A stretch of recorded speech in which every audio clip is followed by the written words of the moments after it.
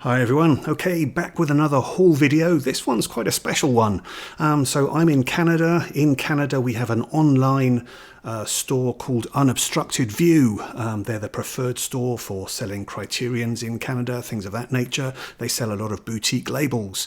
Over the Christmas period, they decided that they wanted to do a warehouse clearance sale so that they could make room for more stock in 2025. And this resulted in a quite unusual sale where they slashed prices on a whole load of titles, including lots of Kino Lorber Studio Classics titles, where the prices went down to just $3. And if you bought enough, then you got the free shipping as well.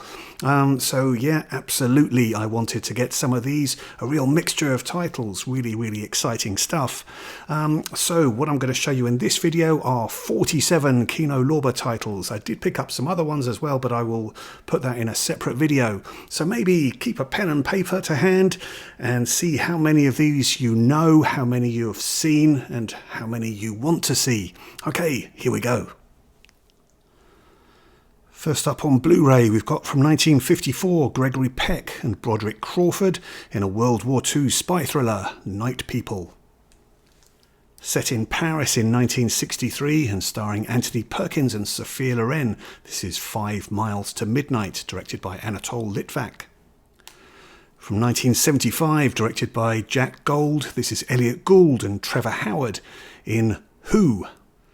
From 1979, this is Donald Sutherland and Brooke Adams in Paul Mazursky's A Man, a Woman and a Bank. From 1946 and directed by Basil Dearden, this is Michael Redgrave in The Captive Heart. From 1971, adapted from the Jules Verne story, this is Kirk Douglas and Samantha Eggar and Yul Brynner in The Light at the Edge of the World. From 1970, we've got Bette Davis and Michael Redgrave in Connecting Rooms. From 1962 and directed by Claude Chabrol, the director of Le Boucher, this is The Third Lover with Stéphane Audran. And then from 1966, another Claude Chabrol movie, this one with Gene Seberg, Line of Demarcation. From 1969, Robert Mitchum, David Carradine and Angie Dickinson in Young Billy Young, directed by Burt Kennedy. From 1953 and directed by William Cameron Menzies, the director of Things to Come and Invaders from Mars, this is Richard Carlson in The Maze. From 1973, we've got David Essex, Ringo Starr, Billy Fury and Keith Moon in That'll Be the Day. From 1958, Eartha Kitt and Sammy Davis Jr. in Anna Lucasta with music by Elmer Bernstein. From 1968 and directed by Delbert Mann, who also directed Marty, this is James Garner and George Kennedy in The Pink Jungle. From 1955 and directed by Barry Norman's dad, Leslie Norman, this is Michael Redgrave, Denholm Elliott and Sheila Sim in The Night My Number Came Up. From 1971 and directed by Brian Forbes, a director I'm quite keen on. He did Whistle Down the Wind and Seance on a Wet Afternoon. This is The Raging Moon with Malcolm McDowell and Brian Forbes' wife, Nanette Newman. From 1956, we've got a film noir from director William Whitney, who used to direct westerns. This is A Strange Adventure. From 1955 and directed by Cornell Wilde and starring Cornell Wilde as well, this is Storm Fear, also starring Gene Wallace. I'm quite keen on the films of Cornell Wilde as a director. He also did The Naked Prey and Beach Red. From 1974, a thriller here with James Coburn, Lee Grant, Harry Andrews. This is The Internecine Project. From 1971, another thriller, and this one directed by René Clement, who also directed Purple Noon. This is The Deadly Trap with Faye Dunaway and Frank Langella. From 1936, we've got Marlene Dietrich, Charles Boyer and Basil Rathbone in a Saharan romance story, The Garden of Allah. From 1964, but set during 1962's Cuban Missile Crisis, this is Ladybug, Ladybug, directed by Frank Perry, the great director who also did The Swimmer and Doc. From 1978, we've got a Super Bowl thriller with David Janssen, Superdome. From 1961 and from the great director Jean-Pierre Melville, who also did Army of Shadows and Le Samurai. This is Léon Morin, Priest, with Jean-Paul Belmondo. From 1979, this is the directorial debut of Joan Tewksbury, a screenwriter who also did Nashville and Thieves Like Us. This one has a script by Paul Schrader. This is Old Boyfriends and starring Talia Shire, best known for the Rocky movies. And also we've got Keith Carradine in this and John Belushi. From 1976, we've got a Euro crime thriller here with Roger Moore and Stacey Keach, Street People, with a script by Ernest Tidyman, who also worked on The French Connection, and Randall Kleiser. From 1951 and directed by the great Carol Reed, this is Ralph Richardson and Trevor Howard in Outcast of the Islands. From 1975 and directed by Kinji Fukasaku, who went on to do Battle Royale, this is Cops vs. Thugs. From 1956 and directed by Luis Buñuel, this is Simone Signoret in Death in the Garden.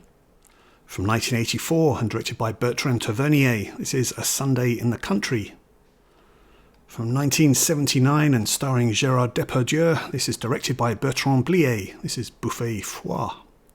And back to Luis Buñuel, this is from 1969, this is The Milky Way, with a script co-written by Jean-Claude Carrière, the screenwriter of Papillon. And then from 1938, French Revolution drama from director Jean Renoir, La Marseillaise. And from 1966, and directed by Carol Rice, the director who also directed Saturday Night and Sunday Morning, this is Vanessa Redgrave and David Warner in Morgan, A Suitable Case for Treatment. All-star cast in this heist comedy from 1969 that features Richard Crenna, Fred Astaire, Ralph Richardson, Adolfo Celli. This is Midas Run. From 1967, directed by Joseph Losey, with a script from Harold Pinter. This is Stanley Baker and Dirk Bogarde in Accident.